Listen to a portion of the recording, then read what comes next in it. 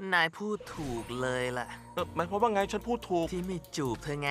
น่าขยะแขยงจะตาย รู้ไหมว่าการจูบเนี่ยจะเพิ่มอัตราการเต้นของหัวใจและการแลกเปลี่ยนน้ำลายก็สามารถถ่ายทอดแบคทีเรียได้หลายร้อยสายพันธุ์เลยนะ จริงดิ แต่ปัญหาจริงๆ คือถ้าผู้หญิงเป็นนักว่ายน้ำมันก็จะยิ่งอันตรายเข้าไปใหญ่ น่าจะกลายเป็นคางคกอะ ฮะ ไม่มีทาง มีแต่ในเทพนิยายเท่านั้นล่ะ ในเทพนิยายทุกเรื่องก็อิงมาจากความจริงรู้ไหมดูเธอเป็นตัวอย่างสิ ออนดีนเหรอ ทุกครั้งที่เธอว่ายน้ำจะทำให้มีแบคทีเรียบางชนิดอยู่ในปาก และถ้านายจูบเธอแล้วติดเชื้อแบคทีเรียนายจะมีหูดขึ้นที่หลังเหมือนกับคางคก ยิ่งไปกว่านั้น ถ้าผู้หญิงตัวสูงกว่านายต้องไม่จูบเธอเด็ดขาด ไม่งั้นชีวิตทั้งคู่จะเป็นอันตราย อาจเกิดภาวะช็อกจากภูมิแพ้รุนแรง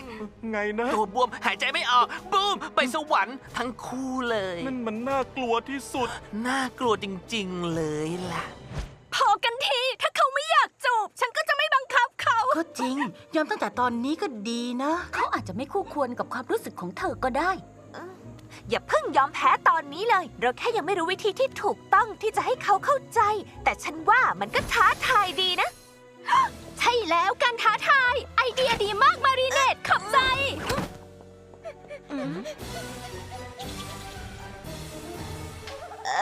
ไอเดียอะไรของฉันงั้นเหรอ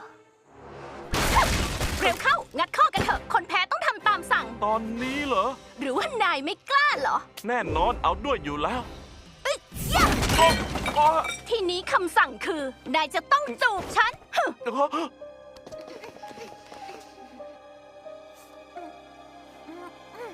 ขอแบบชนะ2 ใน 3 ได้เปล่า ฮะ ไม่รักฉันหรือไง เพราะแบบนี้เลยไม่จูบฉันเหรอ บอกกันได้นะรู้ไหม ไม่ที่ไม่จูบก็แค่เพราะมันน่าขยะแขยง ที่มาจากแบคทีเรียตอนว่ายน้ำฉันขอโทษนะ แต่ฉันไม่อยากกลายเป็นคางคก นี่นายพูดเรื่องอะไรนะ แบคทีเรียจากเธอทำให้มีหูด ท่านนี่เป็นมุก แค่เพราะนายยังไม่พร้อมจูบ มันไม่ตลกเลยนะ แง่สิมันไม่ตลกน่ากลัวจะตาย ฉันขอเตือนนาย ถ้ายังไม่หยุดพูดเรื่องไร้สาระ แล้วจูบฉันสักทีแล้วก็ ไม่ได้อีกอย่างเธอก็สูงกว่าฉัน จูบไม่ได้จริง ๆ นี่มันเรื่องคอขาดบาดตายเลย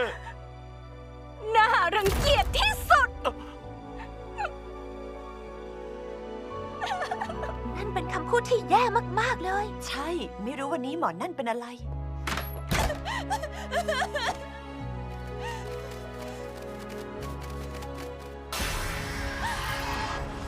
สวัสดี ขออภัยที่รบกวน แต่ฉันได้ยินเสียงหัวใจเธอแตกสลาย คิดว่าเธออาจจะต้องการนางฟ้าแสนดีมาช่วยให้เธอได้ใช้ชีวิตในเทพนิยายที่เฝ้าฝันสักที นี่ก็คงต้องหาเจ้าชายรูปงามที่ใช่ แต่คางคกทุกตัวในอาณาจักรก็มีแนวโน้มจะมาขอเปิดประตูหัวใจ งั้นอยากให้ฉันช่วยหาไหมว่าเจ้าชายผู้กล้าหาญที่สุดคนไหนที่คู่ควรกับจูบแรกของเธอ ใช่ ฉันต้องการ เยี่ยมมาก แล้วให้เรียกว่าอะไรดีล่ะ sleeping siren